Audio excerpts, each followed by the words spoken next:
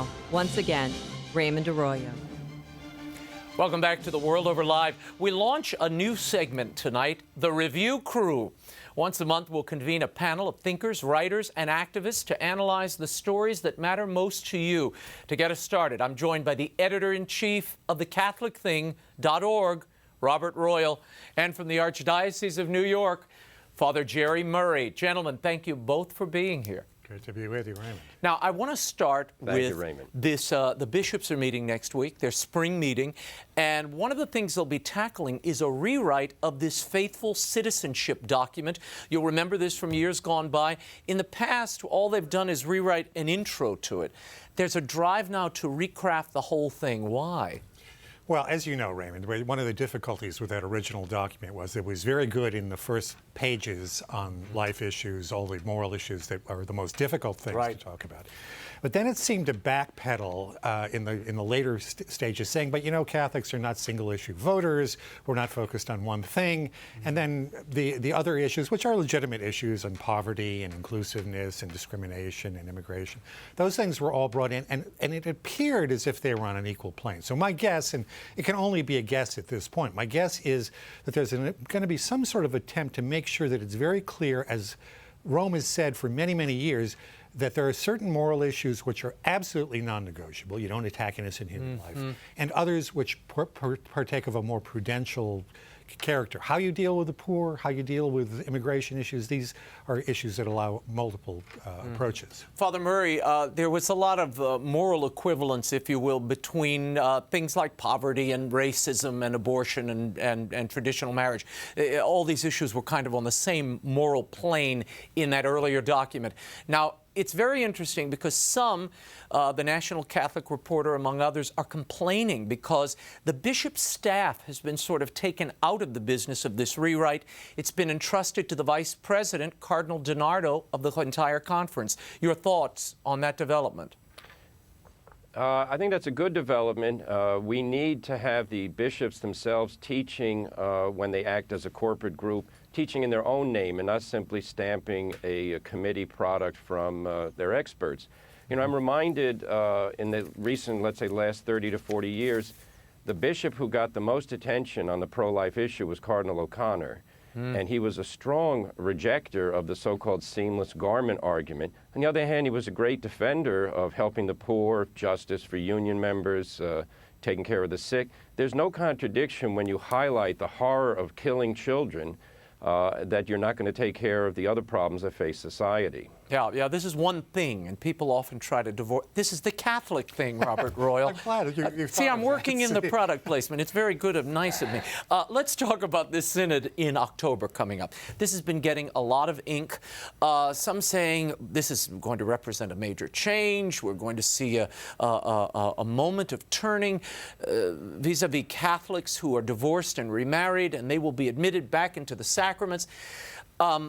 Your thoughts on this? The Pope says no. This is going to be a broad discussion of family issues in the context of evangelization. What does that mean? Well, he had to make this rather strong statement because what began to happen, and he mentioned it, what began to happen is in the secular media, and he said, unfortunately, even within the church itself, some people were beginning to think that this synod on the family was solely going to be occupied with these neuralgic issues like divorced and remarried Catholics who want to receive communion, etc.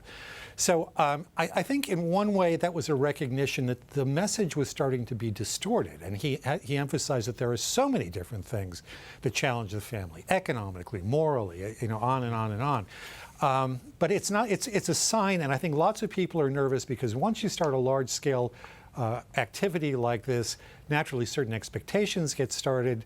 The media tends to want to emphasize the things that look new, that they're newsy, they're more liberal, they're less traditionally Catholic. So there's that great danger of distortion. Father Gerald Murray, you wrote a piece called Cardinal Casper Continued, which Robert here published a few weeks ago. In it, you quote Cardinal Kasper, and this was an interview he gave to Commonweal. Here's what he said, and I'd like you to react. He says, what happens to the first marriage? And he says, the first marriage is indissoluble because marriage is not only a promise between the two partners, it's God's promise too. Therefore, the bond of marriage remains. Of course, Christians who leave their first marriage have failed. That's clear. The problem is when there is no way out of such a situation. How do you respond to that? Well, Cardinal Kasper's book is seriously flawed. This is that speech he gave to the assembled cardinals back in February, and he came on a book tour in the U.S., and he gave that interview. The failure of a marriage is a very difficult way for a pastor to talk about the difficulties that are attendant upon a civil divorce or just a separation. The issue here is God created marriage as a permanent union of man and woman. And to take up with another partner is adultery. Everybody knows that. The Church teaches it. And the Cardinal wants to have a new situation in which if you're separated from your spouse, you can get away with scot-free adultery and the Church will give you communion. It's as simple as that. It's just not right. Now, I've interviewed a number of cardinals since this February statement was made by Cardinal Kasper. Some are saying, look, we've got to do something to reform this tribunal process. Would you be opposed to that? You're a canon lawyer. Right, I'm a canon lawyer. We should remember the Code of Canon Law was revised and reissued in a new form in 1983 by Pope John Paul II. And they did a lot of reform to the trial procedures because the finding of a decree of nullity is attendant upon a trial. Evidence has to be gathered, witnesses heard. I would be very hesitant to get rid of that. You know, the sacrality of marriage demands solemnity. You know, we have all kinds of preparation for marriage, a solemn ceremony in church. We shouldn't just have an administrative stamp be given that says, well, my marriage didn't work, I'd like to get out of it. Here's my paper, could you stamp it? That's trivializing the whole thing. Marriage is a sacrament. We have to protect the sanctity of the sacrament. I want to read something else that Cardinal Kasper is quoted as saying. He said, the second marriage, of course, is not a marriage in our Christian sense, but there are elements of a marriage. And he goes on to say, it's not the best situation, it's the best possible situation. You would say what? Not the best possible situation at all. The best possible situation when people are separated is to reunite, and if they can't reunite for various reasons, then they remain faithful to their vows. That's heroic Christianity. How many people are out there whose marriages unfortunately didn't work out? They've been faithful to their vows, they love the Lord, and they believe when the Lord said, what God has joined, man must not separate, that they don't have an exemption from that. I get very, very upset when I hear church figures treating the words of the Lord as something optional. And I'm afraid that's what's happened with Cardinal Kasper's speech. Robert Royal, where do you see this going? You're in these circles. You talk to both writers, thinkers, as well as church leaders.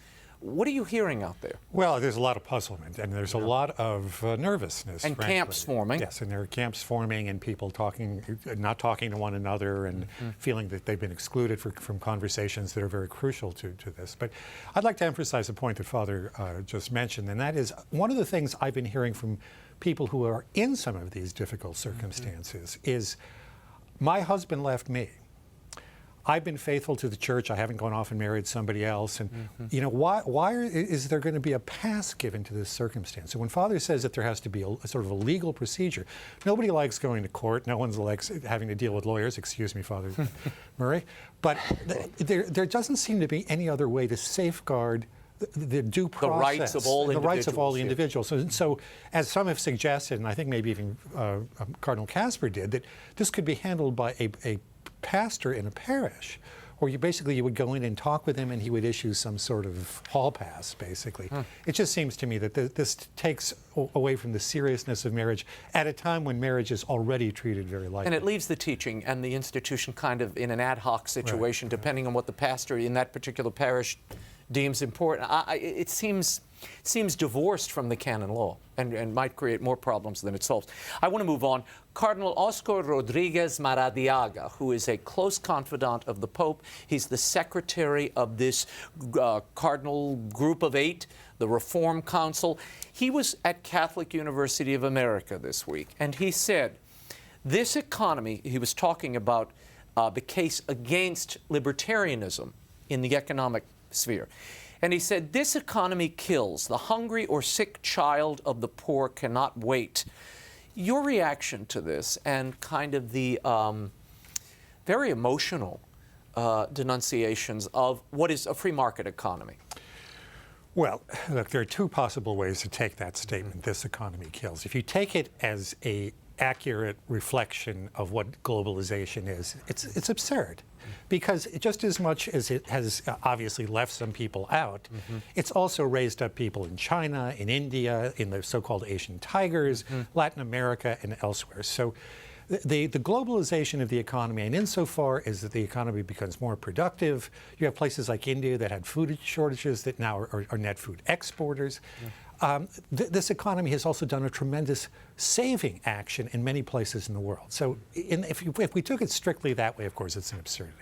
However, if it is taken to mean, and I think this is a way, at least in part, he may have meant it in this conference that just occurred this week at Catholic University here in Washington on libertarianism. Why is not clear to me, because I don't think libertarianism is like a tidal wave hitting the world. But if it's taken to mean that, yes, there are still people left out and that we can't just practice laissez-faire, which the Church, of course, doesn't accept, that there's a difference between having a market that really tries to bring everyone in and to distribute wealth well by encouraging people to work, et cetera. There's a difference between that and hoping against all historical evidence that Marxist type, socialist type, command economies are somehow going to deliver better than markets do. They don't. And we have ample historical evidence of this.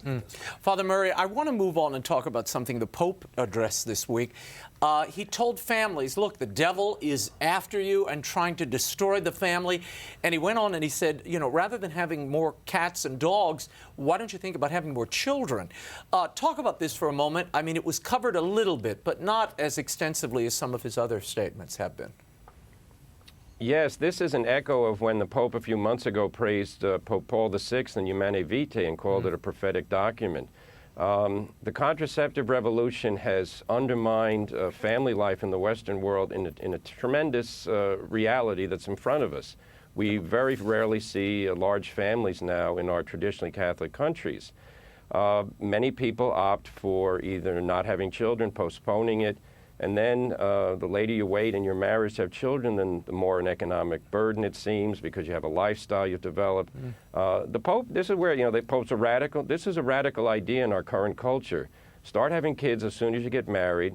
If God gives you a number of children, thank Him. Don't dread it. And, you know, work hard to support your kids. But certainly, let's not look on children simply as an economic burden and as a restraint on our liberty.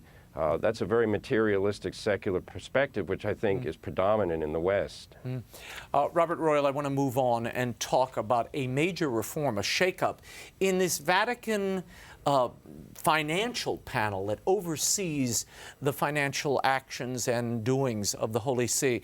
The Pope has appointed an international group of people to kind of replace what was a predominantly Italian panel.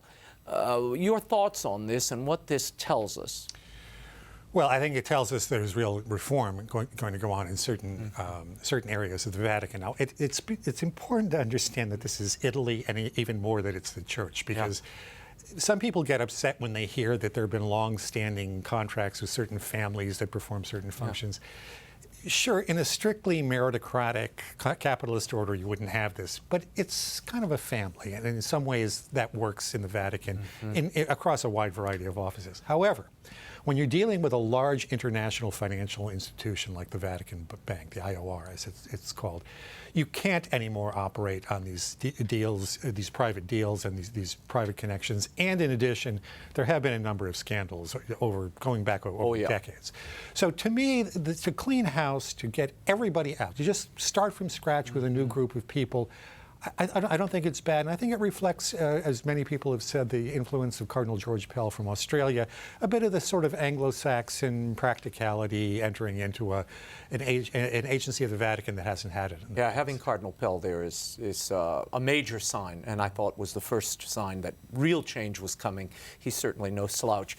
Father Murray, I want to move on to the story that has dominated the headlines this week, the exchange of these Taliban prisoners held at Guantanamo Bay, 5 of them for this Army private who basically defected to the Afghanis, or sergeant rather, who defected to the Afghanis.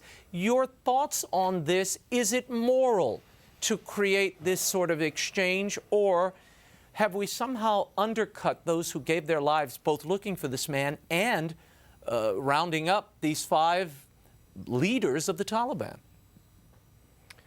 Yes, Raymond. Well, you may know that I was a Navy Reserve chaplain for 11 years, so I had a great appreciation for the men and women of the Navy Marine Corps.